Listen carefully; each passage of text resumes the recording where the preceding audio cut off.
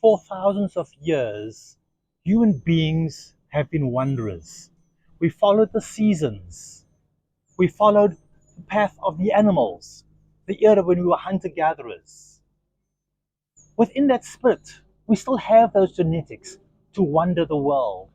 I left my home of South Africa at age 17 for a better life to study in the United States, to study commercial diving. And at age 17, I arrived in Los Angeles. I was met by a fellow South African, another foreigner, who gave me a couch to sleep on for the night. And then the next day, he dropped me at a youth hostel, and I had 3 day maximum that I could stay at the youth hostel.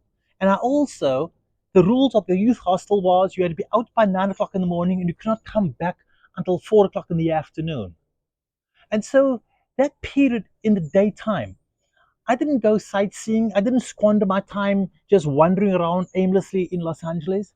I had to find a place to live because I was going to school. I found a place to live, a boat. I found people who embraced me, who did not see me for my differences, but saw the spirit of my youth, saw the spirit of my hunger for a new experience, saw my spirit to create a better life for myself.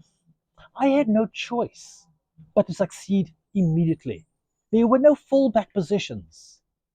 I had to get through school in the allotted time that it took, the 9 months. I had to graduate so I could get out into the workforce, so I could earn a living, so I could build the next phase of my life, so I could travel, see other people, see other ways of life. Eventually, I built a boat. I sailed the oceans of the world. I ended up racing the boat around the world. But that happened because, again, people supported my vision. People supported my dream. I left South Africa because my boat was nicknamed the Floating Coffin. I was told I didn't belong in this game. I was pushed out by people who thought of themselves as more superior. And because of the color of my skin, I did not belong. I ended up in Ireland, not by choice, but by circumstance. And the Irish, they asked me, laddie, where did you come from? And I said, South Africa. And they shook their head as I looked down at my boat. And they said, you're crazy. But where are you going? And I said, I'm going to race across the North Atlantic. I'm going to race in this 3,000-mile event from England to America. And they said, now we know you're crazy, but we will help you. But it was that lifting up hand that picked me up and introduced me to people that opened up a whole world of possibilities. I was a stranger in their country. I had no fallback position. As I have gone through my life, I've always been a stranger, but I've quickly made friends. I've quickly got involved with the community. And I quickly found how can I contribute? I come with a spirit of hard work. I come with that element that failure is not an option. I come with that attitude that all people are equal and everybody at some point needs a help, needs a hand up. We need equitability, not equality, because we are not all equal.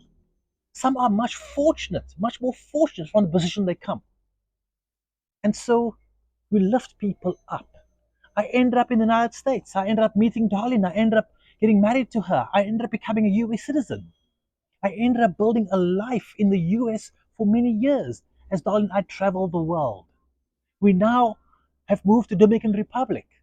We're in this amazing mountain. We're in this amazing uh, vistas. But again, it's because of relationships and people picking each other up. Our world is going to change. Climate change is going to force some people to migrate. Conflict is going to come out of climate change. We are going to see more and more people fleeing their homes because they're not as fortunate as I was. I have just crossed the Atlantic recently, and I was in the Canary Islands where I saw an oil rig support vessel being refitted with barbed wire across the deck. About a 280-foot vessel that is being turned into a prison. The entire deck is surrounded by barbed wire. And that vessel is plowing off the coast of Africa. And there are 8 other vessels that were prepared in various parts of Europe that I'm aware of that are now in the Mediterranean.